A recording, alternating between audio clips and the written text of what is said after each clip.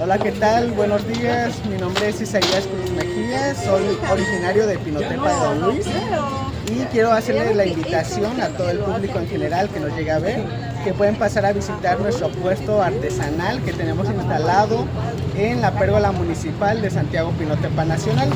Como pueden ver, nosotros contamos con artesanía originaria de la región costa de Oaxaca.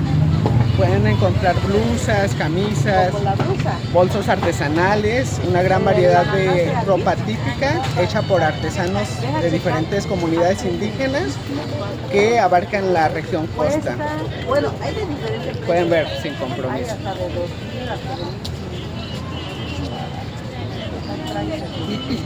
¿Eh? Ajá, sí, este que traigo sí se siente grueso. Ajá, se siente grueso. Ajá. Me gustó y ya no tengo que andar. Nuevamente les hago la invitación para que vengan a visitar nuestros puestos que están aquí en Santiago Pinotepa Nacional, para que luzcan piezas hermosas, artesanales, hechas a mano esta Semana Santa. Vamos a estar aquí ubicados hasta el día 27 de este mes y también pueden visitar a los demás compañeros que también tienen sus puestos de ropa típica en esta Semana Santa. Muchas gracias.